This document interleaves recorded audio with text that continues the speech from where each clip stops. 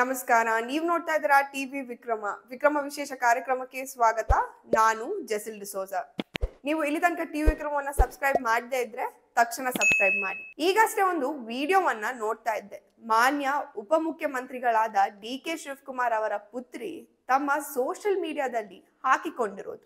ಮಹಾಕುಂಭ ಮೇಳದಲ್ಲಿ ಐಶ್ವರ್ಯ ಡಿ.ಕೆ. ಶಿವಕುಮಾರ್ ಅವರು ಗಂಗಾ ಸ್ನಾನವನ್ನ ಮಾಡ್ತಾರೆ. ಆ ವಿಡಿಯೋವನ್ನ ಹಂಚಿಕೊಂಡು ಪ್ರಪಂಚದ ಅತಿ ದೊಡ್ಡ ಗ್ಯಾದರಿಂಗ್ ಇದು, ಶಕ್ತಿ, ಏಕತೆ ಮತ್ತು ಆಧ್ಯಾತ್ಮಿಕ ಆಳವು ನನ್ನನ್ನ ಮಂತ್ರಮುಗ್ಧವಾಗಿದೆ ಅಂತ ಬರೆದುಕೊಳ್ತಾರೆ.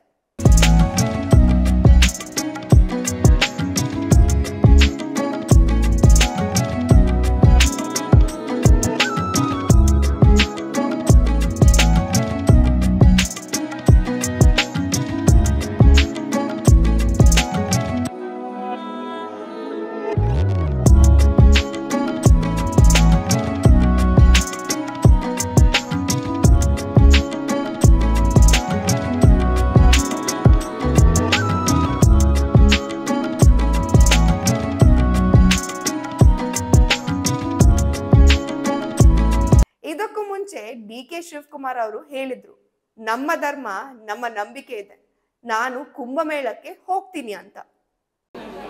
ಎಲ್ಲಾ ದೇವರಿಗೂ ದೊಡ್ಡ ದೇವರು ಪರಮೇಶ್ವರ. ಪರಮೇಶ್ವರನ ಪ್ರತಿಮೆ ಈಶ್ವರ ಕಪಿಲೇಶ್ವರ. ಇದು ಕಪಿಲೇಶ್ವರ ದೇವಸ್ಥಾನ.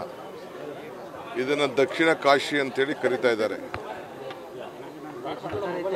ನಾನು ಕೂಡ ಈ ಬಾರಿ ಕುಂಭಮೇಳಕ್ಕೆ ಹೋಗಬೇಕು ಅಂತ ತೀರ್ಮಾನ ಮಾಡಿದ್ದೀನಿ. ನಾನು, ನಮ್ಮ ಕುಟುಂಬ, ಅಲ್ಲಿ ಸರ್ಕಾರದವರು ಕೂಡ, ಅಲ್ಲಿ ಹಿರಿಯ ಮಂತ್ರಿಗಳು ಕೂಡ ಬಂದು ನನ್ನನ್ನು ಆಹ್ವಾನಿಸಿದ್ದಾರೆ, ಬಂದು ನನ್ನ ಕರೆದಿದ್ದಾರೆ. ನಾನು ಕುಟುಂಬ ಸಮೇತ ಹೋಗ್ತಾ ಇದ್ದೀವಿ. ಇನ್ನು ದಿನಾಂಕ ನಿಗದಿಯಾಗಿಲ್ಲ. ಒಬ್ಬೊಬ್ಬರು ನಮ್ಮ ನಂಬಿಕೆ ಇದು. ಯಾವುದೇ ಧರ್ಮ ಆಗಲಿ, ಯಾರು ಅವ್ರವ್ರ ಧರ್ಮ ಬಿಡುವಂತ ಯಾರು ಹೇಳುದಿಲ್ಲ. ಈ ವಿಷಯ ಯಾಕೆ ಹೇಳಿದೆ ಅಂದ್ರೆ, ಇದೇ ಮಾತನ್ನ ಒಬ್ಬ ಬಿಜೆಪಿ ನಾಯಕ ಹೇಳ್ತಾ ಇದ್ರೆ ದೊಡ್ಡ ವಿಷಯ ಆಗ್ತಾ ಇರ್ಲಿಲ್ಲ. ಆದ್ರೆ ಡಿ.ಕೆ. ಶಿವಕುಮಾರ್ ಅವರು ಹೇಳಿದ್ದು ದೊಡ್ಡ ಸುದ್ದಿ. ಯಾಕಂದ್ರೆ ಅವರು ಕಾಂಗ್ರೆಸ್ನ ನಾಯಕರು. ಇನ್ನು ಸಿಂಪಲ್ ಆಗಿ ಹೇಳ್ಬೇಕಾದ್ರೆ ಕಾಂಗ್ರೆಸ್ ಹಿಂದೂ ವಿರೋಧಿ. ಹಾಗೆ ಇನ್ನೊಬ್ರು ಮಂಕಾಳ್ ವೈದ್ಯ, ಭಟ್ಕಳದ ಶಾಸಕರು, ಮೀನುಗಾರಿಕಾ ಸಚಿವರಾಗಿದ್ದಾರೆ. ಈಗ ಇವರು ಇಡೀ ಮುಸ್ಲಿಂ ಸಮುದಾಯದ ಪಾಲಿಗೆ ವಿಲನ್ ಆಗಿದ್ದಾರೆ. ಕಾಂಗ್ರೆಸ್ನ ಶಾಸಕರನ್ನೇ ಜಾಡಿಸೋಕೆ ಮುಸ್ಲಿಮರು ಹಾಗೂ ಎಡಪಂಥೀಯ ಮಾಧ್ಯಮಗಳು ಶುರು ಮಾಡಿಕೊಂಡಿದ್ದಾರೆ. ಅದಕ್ಕೆ ಕಾರಣ ಏನ್ ಗೊತ್ತಾ? ಮಂಕಾಳ್ ವೈದ್ಯ ಅವರು ಒಂದು ಹಿಂದೂ ಆಗಿ ಗೋವಿನ ಮೇಲೆ ತೋರಿಸಿದ ಪ್ರೀತಿ. ಮಂಕಾಳ್ ವೈದ್ಯ ಅವರು ಭಟ್ಕಳದಲ್ಲಿ 2 ಬಾರಿ ಗೆದ್ದು ಶಾಸಕರಾಗಿದ್ದಾರೆ. ಫಸ್ಟ್ ಟೈಮ್ ಇಂಡಿಪೆಂಡೆಂಟ್ ಆಗಿ ಗೆದ್ದಿದ್ರು. ನಂತರ ಕಾಂಗ್ರೆಸ್ ಸೇರ್ಕೊಳ್ತಾರೆ. ಸೊ ಇವರು ಮೂಲತಃ ಕಾಂಗ್ರೆಸ್ನವರು ಅಲ್ಲ. ಮೊನ್ನೆ ಹೊನ್ನಾವರದಲ್ಲಿ ಒಂದು ಕರಾಳ ಘಟನೆ ನಡೆಯುತ್ತೆ. ನಿಮ್ಗೆ ಗೊತ್ತಿದೆಯೋ ಇಲ್ವೋ? ಅದನ್ನ ಕೇಳಿದ್ರೆ ಮೈ ಉರಿಯುತ್ತೆ, ರಕ್ತ ಕುದಿಯುತ್ತೆ.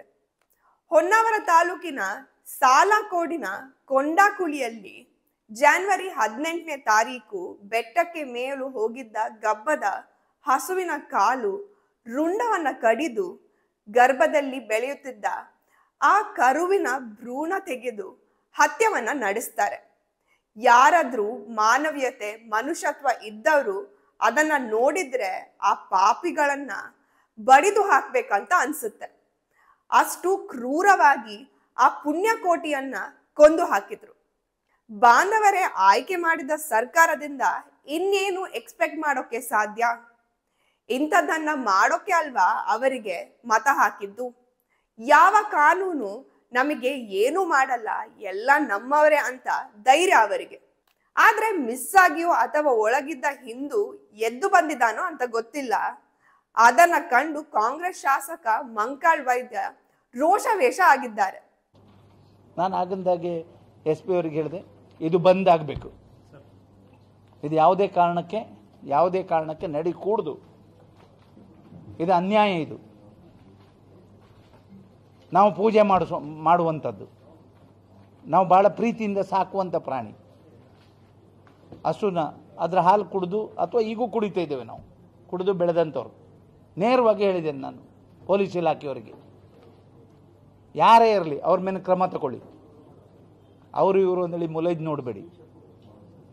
ಅಂದೇಳಿ ಹೇಳಿ ನಾನು ಅವರನ್ನು ಅರೆಸ್ಟ್ ಮಾಡಿಸಿದ್ದೇನೆ.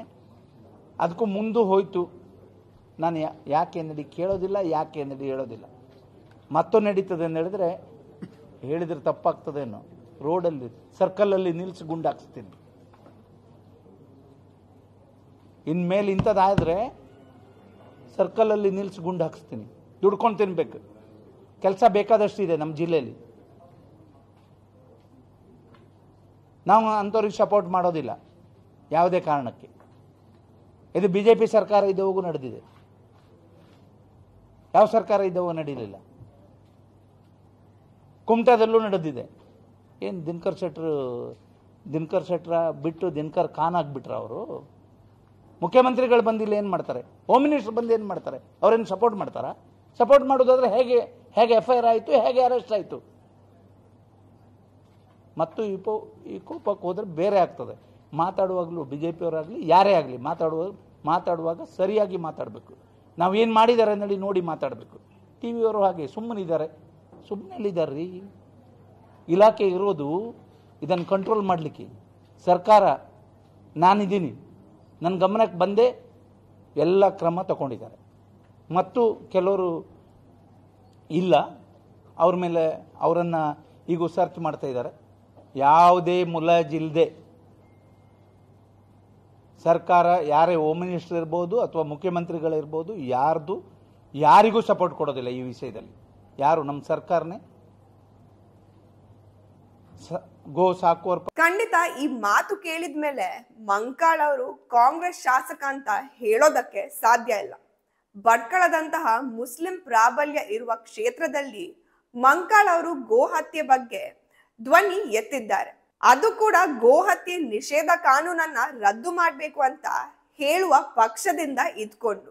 ಕುಂಬಳಕಾಯಿ ಕಳ್ಳ ಅಂದ್ರೆ ಹೆಗಲು ಮುಟ್ಟಿ ನೋಡ್ಕೊಂಡ ಅಂದ ಹಾಗೆ ಮಂಕಾಳ್ ಹೇಳಿಕೆಯ ನಂತರ ಒಂದಷ್ಟು ಮುಸ್ಲಿಮರು ರೋಡಿಗಿಳಿದು ಪ್ರೊಟೆಸ್ಟ್ ಮಾಡ್ತಾ ಇದ್ದಾರೆ. ಗುಂಡನ್ನು ಹೊಡಿಸ್ತಾರಂತೆ, ಸರ್ಕಲ್ ನಲ್ಲಿ ನಿಲ್ಸ್ತಾರಂತೆ,